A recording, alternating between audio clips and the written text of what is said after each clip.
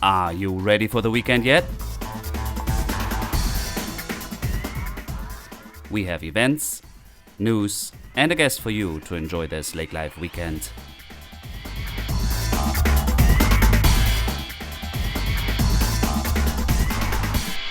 Hello and welcome to Lake Life Weekend podcast number 31. I'm Dirk, I'm your host, and it's August. It's hot. It's the hottest month of the year, and it's exciting. We have lots going on. Please stay tuned also for our guest today, Kelli Wegscheid of Harmonious Architecture from Perham, speaking about lake life, building your lake home, and some of her experience. Very interesting. Before we come to the events this week, there's some news updates. We want to alert here. Citizens Science event needs volunteers. On Saturday, August 5, volunteers are needed all across Minnesota for a statewide search for starry stonewort, the newest aquatic invasive species to reach Minnesota. People from all over will gather at various sites to learn how to identify and search for it.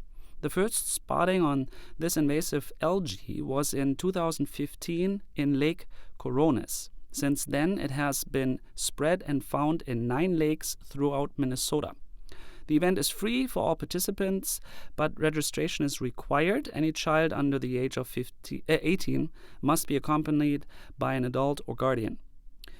One site location is at the Chief Winongar statue just north of Battle Lake, so in our area. The full list and further information can be found online at starrytrack.org. A link is provided on our website, lakelifeweekend.com, or by contacting the extension educator at the Minnesota Aquatic Invasive Species Research Center, Megan Weber. Her phone number would be 763-767-3874. We found this article on the Fergus Falls Journal, and there's also a link to the full article. Another news update: Vergus EDA plans to ask council to purchase more land. It's always interesting. Small communities like Vergus are very active in bringing economical growth to the area. So there's something, if you are from the area, you may want to look into that. There's some proposal being made to the council in Vergus for land purchase and development. Also, please, I mentioned last time, there is a photo contest in the Ottertail Lakes Country Association put together an annual photo contest. Please vote for the 5 finalists between August 1st and August 31st, the whole month. You can put your vote up. There's a Facebook page, Ottertail Lakes Country, and find that. And I have seen some amazing pictures for sunsets. Most beautiful sunset in Ottertail. I think that's a great photo contest, so check that out. Coming to events, WeFest is around the corner. August 3rd through August 5th. Soul Pass Ranch, I think everybody knows this annual music festival. I don't have to say anything. There's a huge lineup as every year. Make sure if you travel past Detroit Lakes or along Highway 59 there, you know that there's event traffic and you have to be a little patient. But I must say last year it was smooth traveling.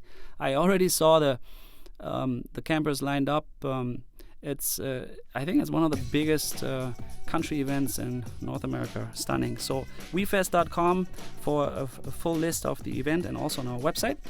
Perham Crazy Days, August 4th, 8 a.m. through August 5th, 5 p.m. A 2-day event. Crazy Days with crazy deals all week long, right on Main Street here in Perham. So if you want to come out this weekend there. We have a WeFest party at Zorbis, DJ Mike Nelson, August 4th, all day long, 11 a.m. till 10 p.m. We'll party all weekend long during the WeFest weekend there at Zorbis in Detroit Lakes. Breakfast on the Farm, we mentioned it a while back, this August 5th, 7 a.m. till 12 p.m. at the Ziegler Farm at 490th Street in Perham. August and Betty Ziegler will host a breakfast at their farm on August 5th, and they invite you. So find a link on our website, lakelifeweekend.com as well. There's a young angler tournament. I found that to be very interesting. as a maximum allowed of 40 teams, 1 adult and 2 young anglers, 17 years or younger, on Little Pine Lake in Perham, 8 a.m. through 7 p.m. this August 5th. And won't believe it, but the winning team will take home a Lund A12 boat, Mercury motor, and shoreline trailer. I'm serious. If I could, I would go this weekend. I can't with my son. fmwalleyes.com, Little Pine AYA tournament. Find a link on our website. Also, I think that's really a great little young angler tournament to be taken part in. Then August 5th as well, for the adults, 4 p.m. through 6 p.m. live music at Ridgewood Winery, Callaway County Highway 34. Music from Jim Burt. Enjoy the music with a glass of wine. And then we have also beginning this upcoming week, I should say, Pine to Palm Golf Tournament all week next week. Huge event. Detroit Lakes Country Club, Highway 59, and it's the 85th annual Pine to Palm Golf Tournament taking place at the Detroit Lakes Country Club. We have a link. I'm not sure if you can still participate, but it's so big, I think it will be interesting to even watch. And then we have Crazy Days in Detroit Lakes, also August 8th, downtown Detroit Lakes from 7 a.m. till 7 p.m. Biggest one-day sale of the year. Come to downtown Detroit Lakes next week on Tuesday too. And don't forget Tuesdays in the Park in Detroit Lakes also. Today there was playing, let me go back here, Mark Fogelson, and check our website next week for the program on August 8th. And now I will transition this over to our interview guest with Kelli Wegscheid. Thank you for tuning in.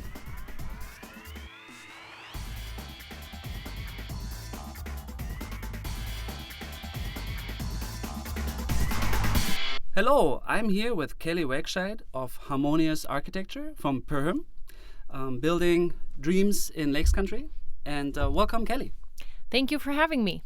Yeah, thanks for being so spontaneous, joining me here on this interview. And I would like to learn about building dreams on the lake and any kind of regulation, obstacles, and those things.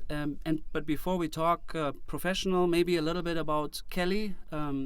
Where you're from, you have an architecture degree, of course? Yes. So I grew up in Wapton, North Dakota, and went to NDSU in Fargo for architecture. And during that time, my parents had a lake home on Ottertail. So I've grown up in Lakes Country my whole life and very much value the peace and quiet and the serenity of just sitting in the lake or sitting on the boat or growing up in that lake's environment.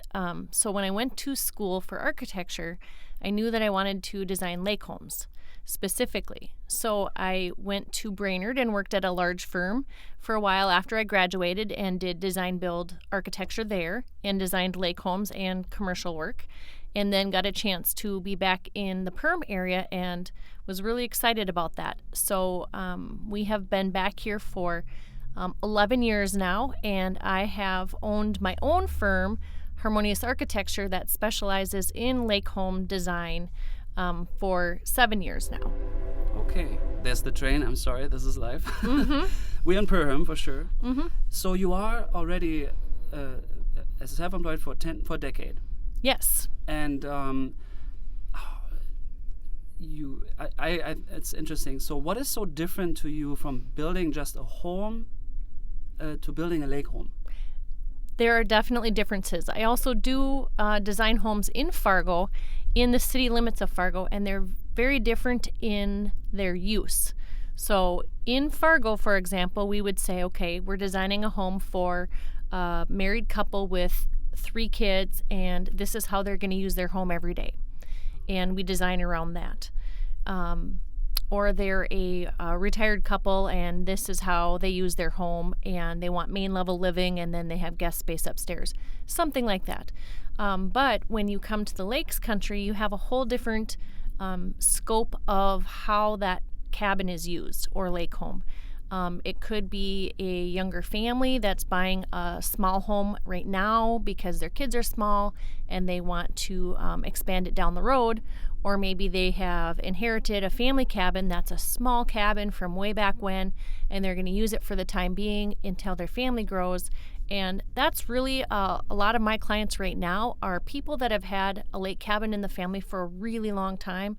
So it could have been built in the 30s or the 40s, and families are now just outgrowing those little cabins. So when we design new cabins or lake homes for them, it's typically maybe a couple in their 50s or 60s who want to rebuild a home for themselves and their kids and grandkids to come. So now we're building a home that has to be comfortable for 2 people on a regular basis. Mm-hmm. So maybe main level living. But then on weekends or the 4th of July week or other holidays, that home maybe fills with another 10 people. Mm. So Capacity, yes. How can you make it feel homey for 2 people but still accommodate 12 people? So the use is very different. We get bigger bedrooms so that a couple can fit a crib in there, or a bunk bed along with their bed to fit a whole family in one room. So maybe an older couple with 3 kids might have 3 large bedrooms so that each family of their children can have a bedroom. Mm. Or another thing we've seen is smaller bedrooms and then a bunk room for the grandkids, maybe over the garage or something like that. Mm. So it's really kind of about flexibility and being able to accommodate a lot of people on a fairly regular basis, sometimes every weekend, or maybe an irregular basis where it's like everybody comes and stays for a week. Mm. So very different use as compared to, say, a Fargo home. Yeah. Well, yeah, of course. And I never really, I thought about it, but it's coming more clear now. Mm-hmm. And I learned that in this area, and as most people here know, I'm from Germany, everything's mm-hmm. a little different for me sometimes. But often I see that it's just a builder that happens to build me something that I sketched. Mm-hmm. Well, where the professional expertise, the architect's value, and I'm used to actually involving an architect back in Germany by code almost, I believe. But you have the ability to kind of deliver an expertise where you can say, hey, you want a cozy home actually every day for you and your spouse, mm-hmm. and then you bring this harmonious touch, right? Correct. That's where your name drives from? And yes. Yeah. And the hard part, too, is if you have a stretch of beach where you have all little cabins, they were all built probably around the same time, mm-hmm. 40s, 50s, 60s, whenever. They were typically pretty small little cabins, 1 story or maybe a story and a half little cabin.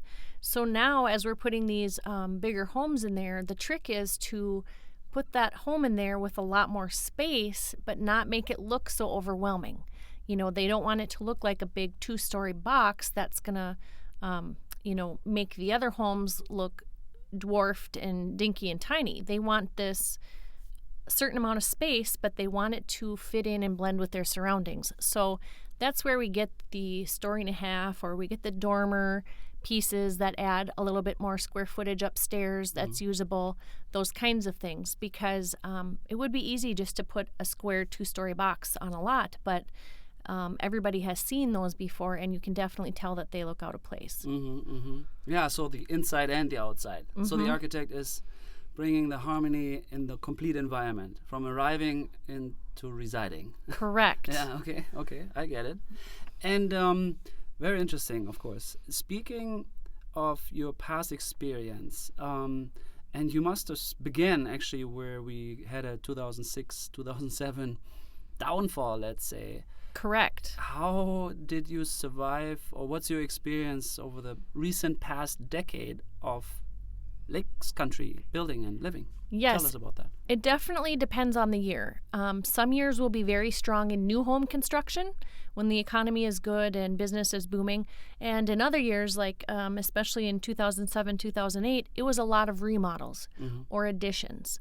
And we still get that, but we do, I think, have more new home construction than we have remodels and additions. But there's definitely both. scenarios. And whether it's new homes or remodels or additions kind of depends on the economy. Sure. People still want to use their lake homes, so if they can't build new, a lot of times they'll find something or take what they have and just expand it a little bit. And most clients that approach you or find you, just curious, do they have a building lot already inherited? Do they have it already maybe used with a camper for 3 years and then fulfill their dream of growing that into with a development, improvement? How are your clients like? Who are your clients? My typical clients are people who are near retirement and want to move from the city, whether it's Fargo-Moorhead, maybe the Minneapolis-St. Paul area, something of that nature where they have spent all of their time working and they've had a family cabin.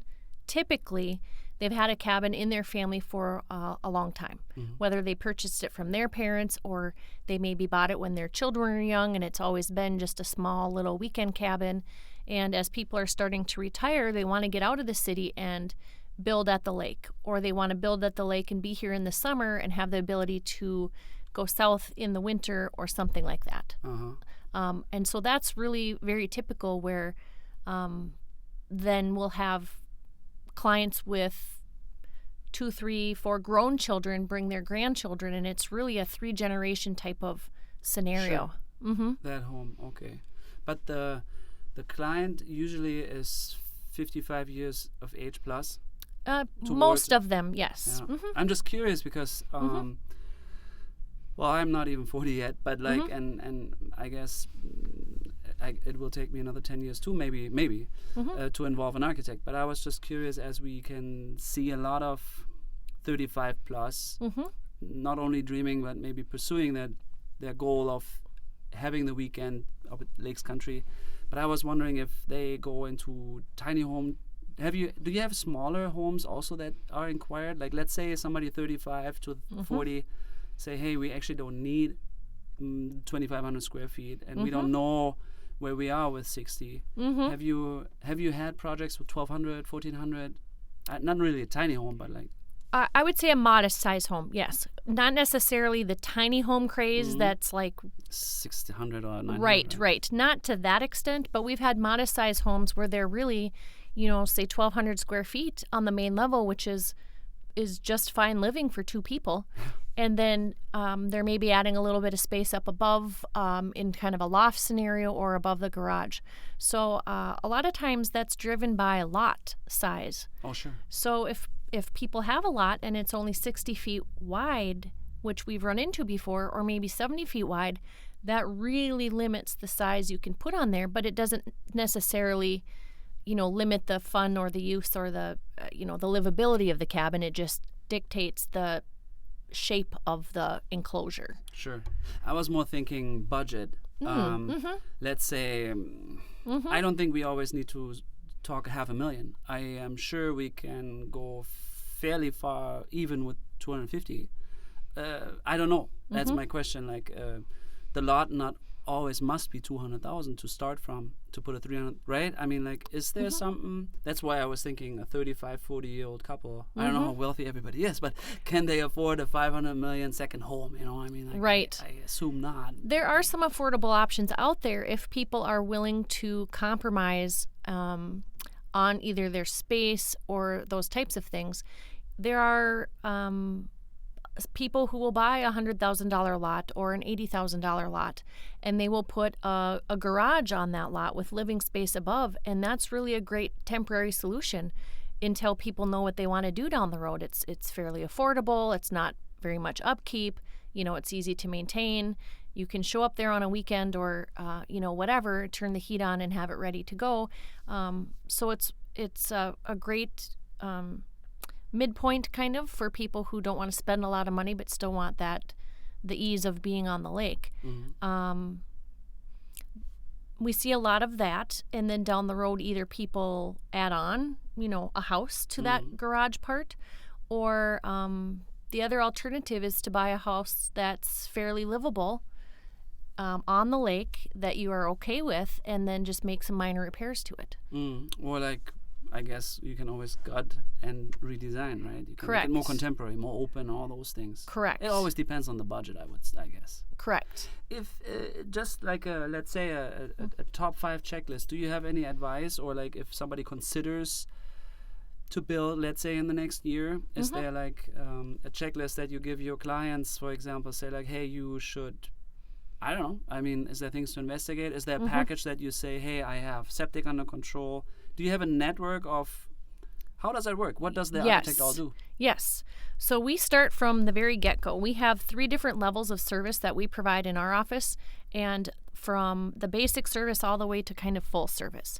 So in our neck of the woods, it seems that people sometimes like to be more involved in the construction part of things, so they'll take on some of that themselves. And other people say, no, I just want you to take care of it. And in that case, we do. But we start very much with the site. So we need to go out there and look at the property. Say it's a property with nothing on it. You know, it's a new lake property. We need to look at that property and say, okay, well, what are the setbacks? What is the county going to let us do? You know, how much building area will this property accommodate so that we still have room for a septic and a well and those types of things. So we need to start with that first and then work within the regulations of the county. After that, then it's really kind of up to the clients as far as, do they want a single story? Do they want a rambler with a basement? Do they want a story and a half with the cute little dormers? You know, what is their style that they want to bring to the table? And do you involve landscape architects also, or do you have somebody?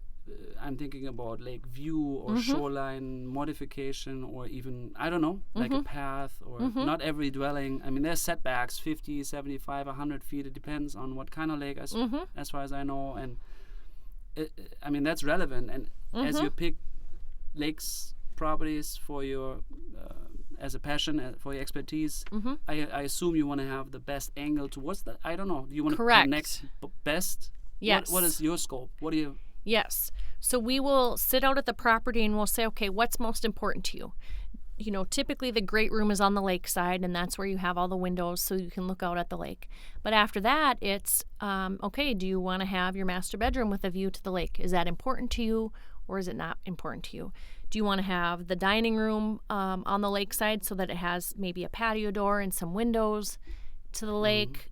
Or do you want to have the kitchen there so it's most accessible to outside grilling and picnic tables and dining outside and those kinds of things?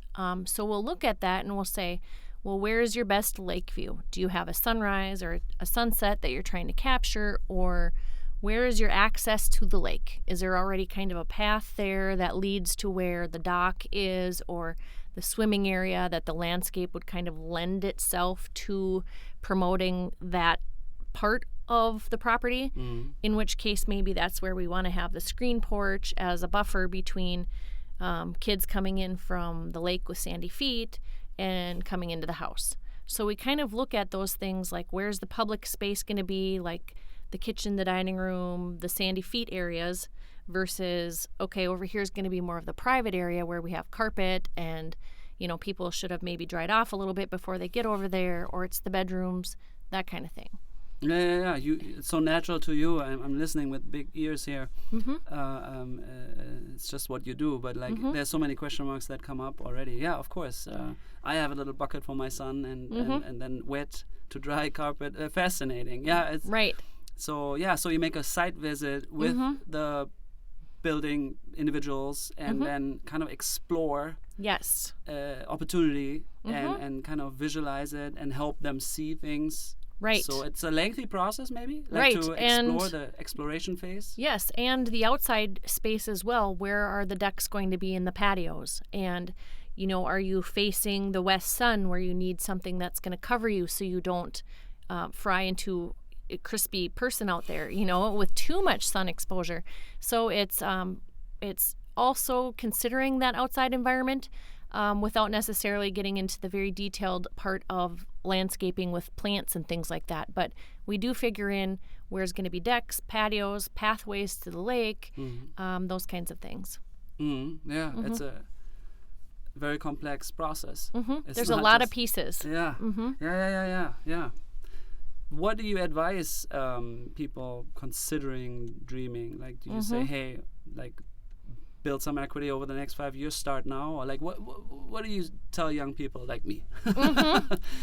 I would say find a lot that you are in love with, you know, that you can afford, and start there. And put a camper on it, or a little garage, or something like that, so that you can enjoy the lake and maybe pay off the land.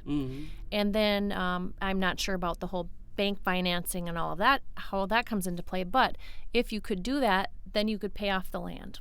Have some collateral already. Right, but you're still, yes, and then you're still using the lake, though, in a smaller fashion with a camper or a smaller structure, that kind of thing, and still use the lake, find out what areas you love about it, and that kind of thing.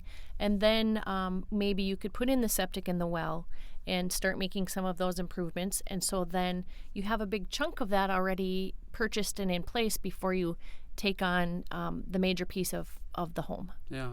So this patience thing, right? Yeah. Yeah, okay. That's hard. Yeah, my strength for sure. But if you have already built a budget, and then it's simply about, hey, let's do this. We are about to retire, so the more mature couple can move a little bit quicker. And is there like a guideline?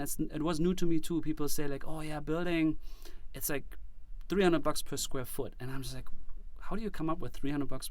And it includes the kitchen and includes everything. Like, I'm used in Europe, we build and buy blank, and then I go to IKEA and buy the kitchen, and then, but it's pretty much figured in. So you assist with that too, right? Is there a ballpark for you at Lakescon? Do you say like, it's 220, it's 350, depending on the luxury level? There is, yes. And actually, I was just working on this today, and we have found that there is a pretty solid starting point at $130 a square foot. And that can only go up. It doesn't typically go down. So as you figure that in, you might say, well, why is construction cost so much around here? Well, the long and short of it is we have a lot of windows. We want to see the lake.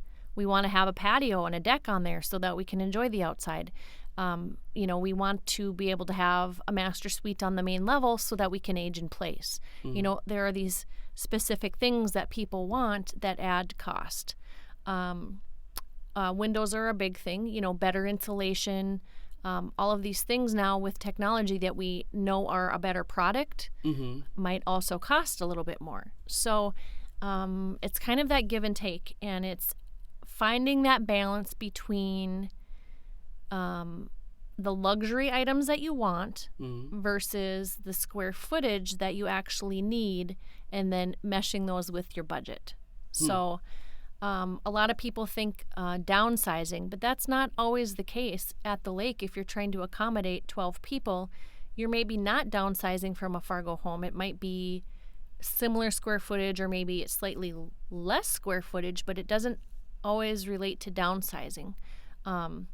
There can be smaller cabins and modest-sized homes that accommodate a lot of people too, but when people are exposed to all of these HGTV and all of these, programs on TV that expose you to all of these fabulous things and all these wonderful products and all these great new ideas, it's hard to sometimes tone those down into something that fits your budget. So a lot of expectations. Yes. You experience that from your clients? Yes. Yeah, okay, I see. And so sometimes it's telling people, what are you passionate about? What are your main 3 things you're going to spend money on? And then limit it to that, and the rest of them just kind of tone it down a little bit. For example, like the kitchen. Everybody wants a beautiful kitchen because that's where everybody hangs out. Sure. Well, great. Then let's put some money in the kitchen. But at the same time, then in the master bathroom, do you want to have a full custom tile shower, or are you okay with maybe something a little bit hybrid in between, so that you can have this beautiful kitchen that everybody will enjoy? So it's just some of those trade-offs. Yeah, okay. Yeah. Okay, shifting around budgets. Yeah. Well, there's a lot of information, and harmoniousarchitecture.com. Correct. One can see a little bit of your profile. You have some images of past projects. Yes, new homes and remodels. Okay. And some commercial projects on there as well. But. Okay. And people do inquire options. You also consult people that may down the road, like you have people calling you. That's an option. Yes. Yeah. Okay. So contact information all on your website. Yes. Yeah. Good. Anything you want to share to watch for? Anything else that we? I would just say that everybody's lake property is different. You know, every site is different. Every view is different. Every view of the lake or the sunrise or the sunset is different. And everybody's families are different in how they use the lake and the lake cabin. So it's really hard to say, I got this plan out of this book and I'm going to plop it down here on this property. You know, that 99% of the time just doesn't work in our scenarios. So. It's really refreshing. I think we are always driven now by information, say it's HGTV, and I don't even watch TV, to be honest, and I cannot even handle this, all this information. But yeah, kind of get realistic again and actually focus on the given, like every lake, like I say, is different. There's different rules. Maybe some have regulations, even like in an association, like, you know, some lakes are unique in its, right? And I think people must bring that understanding and actually value an expert advice. Like, yes. Yeah, I can only recommend that too. Anyways, my dream is to build, and I would not. I don't pretend to be a dentist either when I have tooth pain, right? So right. Yeah. Right. Yeah. No, that was really interesting, and I think very true for us dreaming of making lake life happen. Well, thank you very much for coming. Thank you for having me. Yeah, and then maybe talk to you again on next year on some back experience, something that is new regulations or something. Thank you very much. Thank you. Thanks. Yeah, this was already our newest episode of the Lake Life Weekend podcast. We sure hope you enjoyed it. Tune in again next week with another great guest and updates. Always check out our website, lakelifeweekend.com, and if you have some comments, please feel free to email us at hello@lakelifeweekend.com, and you have a wonderful weekend ahead.